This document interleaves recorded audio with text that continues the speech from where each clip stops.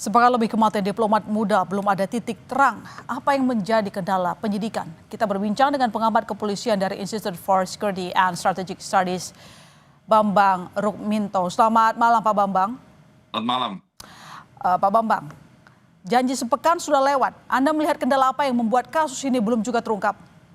Ya, masyarakat memang menunggu hasil yang sudah dilakukan, penyelidikan yang dilakukan oleh kepolisian ya. Waktu lebih dari 1 minggu terkait dengan penyebab kematian saja sampai sekarang juga masih belum terungkap.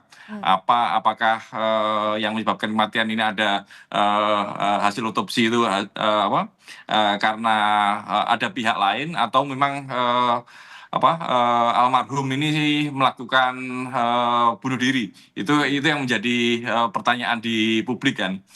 Saya melihat memang ada kendala ya, kalau kita melihat kita belajar dari beberapa 20 tahun yang lalu, misalnya terkait dengan kematian Cak Munir misalnya, ada uji toksologi, tes toksologi itu terkait dengan racun misalnya, apakah kematian ini juga disebabkan oleh racun gitu loh, karena kematian yang tidak wajar dengan melilit lakban di muka, di wajah sampai sedemikian rupa, ini memang menjadi hal yang aneh ya, tidak wajar dan tidak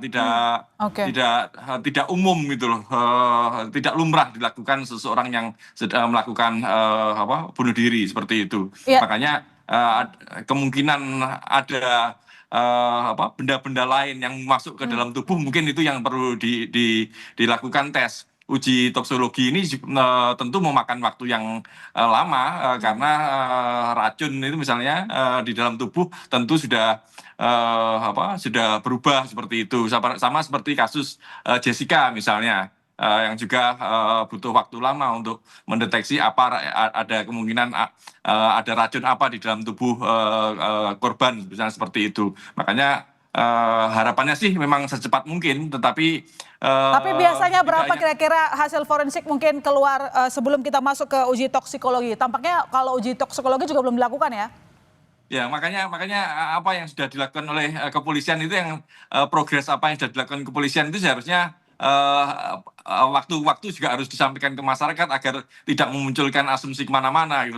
Dan yang lebih penting lagi terkait dengan forensik kan, itu tadi terkait dengan otopsi forensik, terkait dengan jejak digital misalnya, jejak komunikasi di alat komunikasi korban misalnya, dengan siapa saja dalam waktu 1 minggu sebelum kematian. Ini kan juga penting untuk disampaikan gitu loh. Makanya kalau kemudian ada pemeriksaan saksi-saksi, tentunya 5 saksi yang didatangkan itu dalam konteks apa gitu. Iya, kalau memeriksa jejak digital harusnya tidak terlalu lama begitu ya, dan harusnya bisa disampaikan kepada publik. Menurut Anda kenapa tidak ada keterbukaan di sana? Ini yang menjadi kendala kepolisian. Mungkin kepolisian ingin lebih komprehensif, lebih detail sebelum menyampaikan ke masyarakat, agar tidak sepotong-potong informasi yang disampaikan. Mungkin seperti itu. Bisa dimaklumi, tapi kalau waktunya terlalu lama, ini nanti akan semakin memunculkan asumsi spekulasi, kemana-mana. asumsi, benar. Benar, asumsi yang ini sudah beredar di media sosial kan, sudah kemana-mana bahwa ini terkait dengan kesaksian korban terkait dengan tindak pidana perdagangan orang dan yang lain-lain seperti itu kan. Menurut Anda apa yang membuat polisi begitu hati-hati? Apakah terkait dengan high profile person? Ya, bisa jadi seperti itu. Makanya ini bisa juga terkait dengan kondisi pribadi korban ya, hubungan-hubungan dengan sekitarnya, atau jangan-jangan ini juga terkait dengan profil yang tidak bisa disampaikan kepada masyarakat, misalnya seperti itu. Mungkin ada yang bersangkutan memiliki penyakit yang itu tidak